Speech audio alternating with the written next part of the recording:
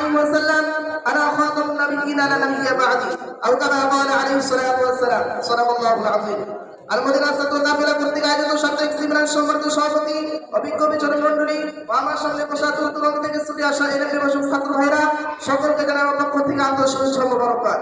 প্রিয় মুহতারাম হাজিরিন, আজকে আমাকে যে বিষয়টি দেওয়া হয়েছে তা হলো খতমে নবুওয়াত ও কাদিয়ানদের মতবাদ। আল্লাহ চাইতো এই বিষয়ের উপর কিঞ্চিত পরিমাণ আলোকপাত করব ইনশাআল্লাহ তাআলা।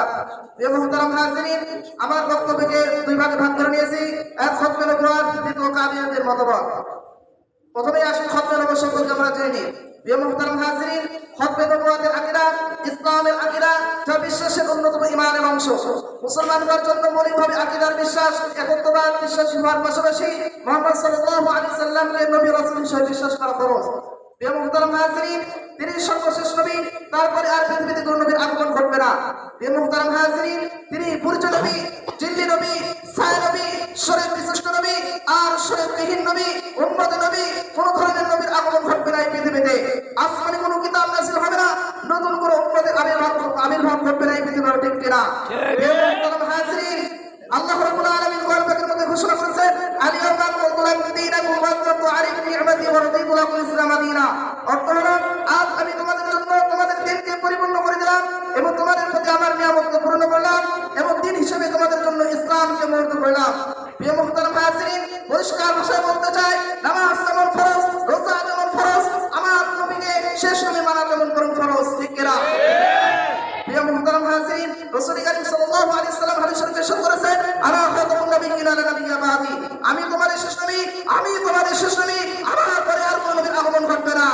প্রিয় মুহতারাম হাজিরিন, রাসূল কারীম সাল্লাল্লাহু আলাইহি সাল্লাম হাদিস শরীফে বলেন, লাউ কানা বাদি নাবিয়্যান লাকানা উমর, যদি আমার পরে যদি নবী হতো তাহলে হযরত উমর রাদিয়াল্লাহু তাআলা আনহু হতো।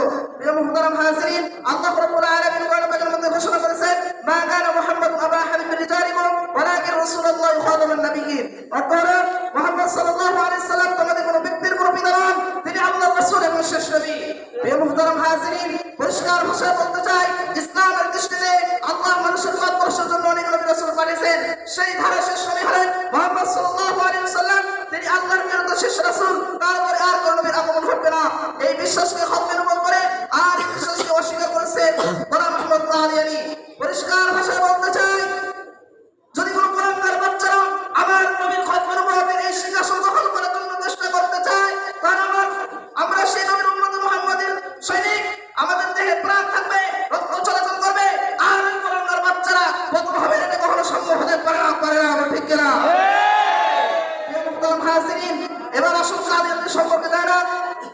ইসলামী বিশ্বাস হচ্ছে সেই বিশ্বাস, যে বিশ্বাস যুগ যুগ ধরে মুসলিম উম্মতের মুহাম্মাদের শ্রেষ্ঠতম বরেণ্য মুহাদ্দিস, মুহাদ্দিস মুফাসসির ওয়াল ইজরা ঐক্যবাদ চালক প্রতিষ্ঠিত আসলাফের বিপরীতে ভিন্ন মত বিশ্বাসের যে কেউ ইসলাম দেখার বিষয়ে গণ্য হবে, তাতে কোনো সন্দেহ নেই।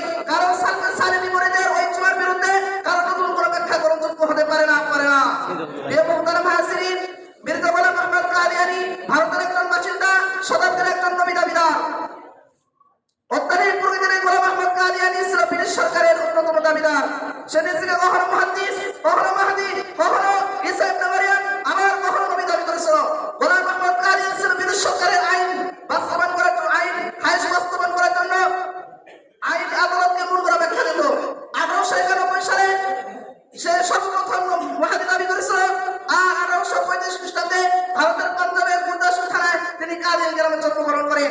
প্রিয় মুহতারাম হাজিরিন, কাদিয়ান যেমন এমন একটি গোষ্ঠী যাদের আকীদার সঙ্গে ইসলামের আকীদা কোনো সম্পর্ক থাকতে পারে না।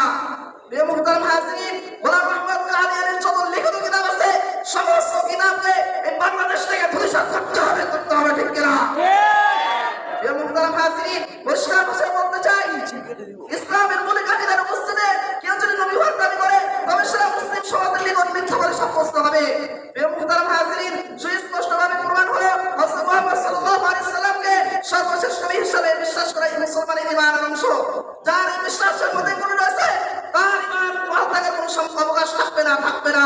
প্রিয় মুহতারাম হাজিরিন, উক্ত কথা বলছে আমল করার তৌফিক দান করুন, আমিন। ওয়া আখিরু দাওয়ানা আলহামদুলিল্লাহি রাব্বিল আলামিন। আসসালামু আলাইকুম ওয়া রাহমাতুল্লাহি ওয়া বারাকাতুহু।